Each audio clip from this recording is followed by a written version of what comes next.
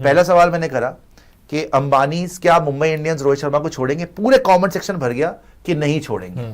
अगर अच्छा ये सुन लो, अगर वो नहीं छोड़ेंगे फिर कोई ट्रेड नहीं हो सकता, फिर ट्रेड नहीं हो सकता। सेकंड मैंने सवाल करा क्या रोहित शर्मा छोड़ के जाना चाहेंगे केकेआर, बिकॉज अभिषेक नायर भी वहां पर एज हेड कोच आ चुके हैं, तो सबने बोला यस वो छोड़ना चाहेंगे। अब आप कमेंट सेक्शन में लिखिए तीसरा और अहम सवाल जो कोबरा ने थोड़ी देर पहले बोला, क्या हार्दिक पांड्या चाहेंगे कि रोहित शर्मा निकल जाए मुंबई इंडियंस से और वहां पे ईशान किशन आ जाए, यस या नो? आप कमेंट सेक्शन में लिखिए, फिर से सुन लीजिए, क्या हार्दिक पांड्या ये चाहेंगे कि मुंबई इंडियंस से रोहित शर्मा निकल जाए और वो किसी तरीके से ईशान किशन को as opener and as keeper खरीद ले, पुराने दिनों की तरह, वैसे भी वो प्रैक्टिस कर रहे थे ईशान के साथ, तो वो हो जाए? जी इंद्रनील जी बताइए जरा, क्या रोहित शर्मा को निकालने में हार्दिक पांड्या अग्री करेंगे और बोलेंगे कि यस रोहित को जाने दीजिए, ईशान किशन को देखिए इसका जवाब yes या नो? इसका जवाब खुद हार्दिक पांड्या ने अपने ऑन फील्ड टैक्टिक्स और डिसीजन से दे दिया है, उनको इंपैक्ट प्लेयर के रूप में खिलाते हैं। तो अगर आप इतने बड़े प्लेयर और आपके फ्रेंचाइजी के जो सबसे बड़े मैच विनर रहे हैं उनको इंपैक्ट प्लेयर लेकर आ रहे हैं, ऐसा टेक्टिकली ब्रिलियंट कप्तान जिन्होंने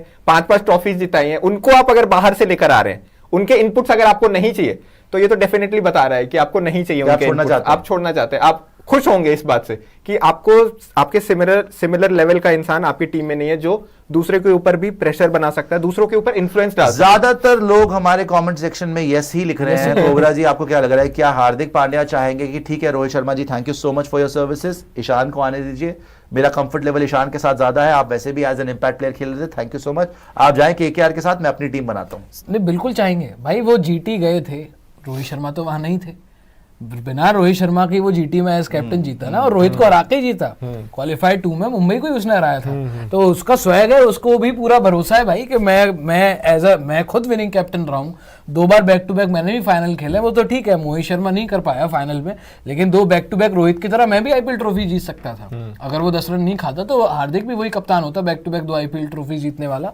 सो मैं तो इसमें सेंस मुझे तो लग रहा है भाई, 2 सीजन हो गए रोहित के साथ भी, बिना रोहित के ही मैंने वहां पे जीती थी, जब मेरे पास मुंबई जैसी टीम भी नहीं थी। कैसी टीम थी जीटी को हम सबने यही बोला था ना कि ये तो रिजेक्टेड प्लेयर्स की टीम है, वो रिजेक्टेड माल इकट्ठा करके हार्दिक जीत गया वहां पे। यार वैसे रोहित शर्मा से इश्क ज्यादा नहीं होता जा रहा जिस तरीके से वो करियर पे एंड में आए हैं, मतलब एक आदमी में कितनी फाइट है ये रोहित शर्मा से सीखिए। देखिए विराट तो हमेशा से कंसिस्टेंट रहा है, विराट की फिटनेस का लेवल, विराट के रन्स का जो वॉल्यूम था वो हमेशा से एक लेवल का रहा है, बट रोहित शर्मा वो आदमी है जो हमेशा विराट का सबऑर्डिनेट रहा, विराट से उसके नीचे रहा, हमेशा विराट की शैडो में खेला। पूरी दुनिया हमेशा ये बात करती रही कि भाई इस जनरेशन का सबसे बड़ा प्लेयर विराट है, कोई डाउट भी नहीं है।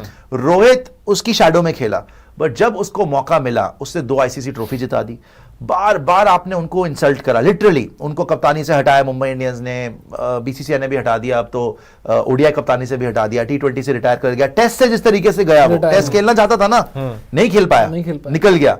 यहाँ पे ओडीआई में भी कंटिन्यू करना चाहता था एज कैप्टन, वही लगता है रिपोर्टेडली, नहीं कर पाया। लेकिन रिजल्ट देखो उस आदमी के, और अब भी अगर वो ये लेता है चैलेंज हेड ऑन कि नहीं, I still have to prove something, I will go to KKR as captain and I will make them win. I mean legendary is an understatement for Rohit Sharma, जो आदमी हमेशा शैडो में रहा है विराट कोहली के। मेरे लिए तो रोहित शर्मा की इज्जत इतनी बढ़ गई है, जो स्पेशली जो इसने ऑस्ट्रेलिया में करा है, बहुत कम चांसेस लग रहे थे। विराट का तो देखो 2-0 के बाद मुझे पता था वो तो रन उसका रोज का काम है, वो उसके लिए सांस लेना बराबर है, 51 सेंचुरीज मार चुका है और ऑस्ट्रेलिया रूल करता है। लेकिन रोहित का इमोशनल एंगल, इंसल्टेड जो उसको फील करा, और उनके ऊपर जो प्रेशर था वो विराट से 100 गुना ज्यादा था, बिकॉज रोहित को निकाला था एज कैप्टन। सबसे पहले अगर कोई बाहर होता टीम से रोहित शर्मा, क्यों?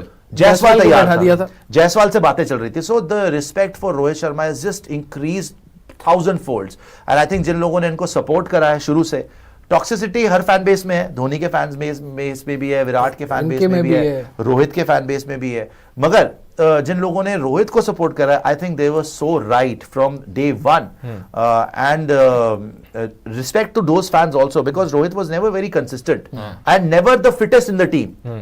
बाहर भी हुए हैं, बाहर भी रहे हैं, शाणा भी बोला गया है, निकाला भी गया कप्तानी से, but they believed in him. 23 world cup जब आप हारे थे तो ये बात हो गई थी ना, अरे भाई घर का वर्ल्ड कप आपने बॉटल कर दिया, फाइनल आपने हार दिया, वो तो खैर बकवास की बात है ना, मगर इस आदमी ने हर पड़ाव पे अपने आप को प्रूव करा है। I am amazed by how, और अगर इस इतना करने के बाद भी अगर आप फिर से क्वेश्चन कर रहे हो तो उसके अंदर इतनी तो ईगो है कि मैं फिर से प्रूव करूंगा भाई, मैं फिर से कर दूंगा। एक बात बताऊं, अब आपको क्वेश्चन करने की औकात नहीं बची। बात तो सही है, औकात नहीं बची। मैं खुद आपको बोल रहा हूं कि आगे से स्पोर्ट्स डायरी पे मैं तो इसको क्रिटिसाइज, चाहे इसके जीरो आए, चाहे खेले ना खेले, बाहर बैठे, इस आदमी पे सवाल उठाना अब कर दो बंद। जैसे मैं विराट पे सवाल अब नहीं उठाता, जब से मैंने 82 नॉट आउट वाली नहीं देखी ना, ऑस्ट्रेलिया में थी वो भी, तब से मैं विराट पे सवाल नहीं उठाता। उसके 2 डक भी आ गए, मैंने आपको बोला था विराट जवाब देगा, बिकॉज उसने इतनी बार प्रूव कर दिया, सही बात कि अब मुझे उस पर उंगली उठाने की जरूरत ही नहीं है। रोहित ने भी मेरा वो ट्रस्ट अब कमा लिया है। इस ऑस्ट्रेलिया सीरीज के बाद I think there is no doubt over Rohit Sharma. To hell with his age, जो भी बोल लो आप, एज हो गई है, फिटनेस का मामला है, आपने कप्तानी से हटा दिया भाई, उसके आगे रन आए ना आए, भाड़ में जाएं। 2027 में आपको रोहित शर्मा चाहिए। आप जायसवाल को बैकअप ओपनर रेडी रखें, क्योंकि टचवुड इंजरी वगैरह का भी सही बात है उम्र के साथ, आप उसको रेडी रखें। मगर व्हाइट बॉल क्रिकेट में अगर आप मुझे ये बोलें कि रोहित शर्मा आपके पास अवेलेबल है और नहीं खिलाना चाहते आप, तो आपसे बड़ा बेवकूफ कोई नहीं है। सही बात है। सच्ची बात यह है कि आपकी औकात भी नहीं है इतने बड़े प्लेयर को बाहर करने की, आपको खिलाना ही पड़ेगा। Public is with him and he has scored, he has performed. So यार, जब गंभीर ने आके ड्रेसिंग रूम में स्पीच दे दी इन दोनों के ऊपर, देनी पड़ेगी, दे रहे हैं कि जी विराट और रोहित को देखिए, ये क्या हो गया। मैं तो उनकी स्पीच भी नहीं सुनी, मतलब ये स्पीच का आपका फायदा क्या, पहले देनी चाहिए थी ना। Impact player of the series भी दिया रोहित शर्मा को इन्होंने। भैया वो प्लेयर ऑफ द सीरीज है, impact player series super chat दिखा दीजिएगा जी। और उसके बाद आपको नई प्लेइंग 11 जो हमने बनाई है, दोनों की, मुंबई इंडियंस की भी और केकेआर की भी, वो दोनों दिखाएंगे। पहले पुरानी वाली भी दिखाएंगे, फिर नई वाली भी दिखाएंगे। अभी देखते हैं आपकी सुपर चैट क्या बोल रही है। बट ये अगर आग हो गया, बाय द वे, उसको भी अंडर एस्टिमेट मत करो, हार्दिक को। ओह हां, क्योंकि he also has a lot to वो prove। भी जीतना चाहता है ना। रोहित ने जो सहा होगा इंसल्ट, वो जो अधिकारी हैं, जो पावर पोजीशन में जिनको कप्तानी से हटाया वो है, उसने तो पूरी दुनिया की इंसल्ट सुनी है और विदाउट एनी रीजन।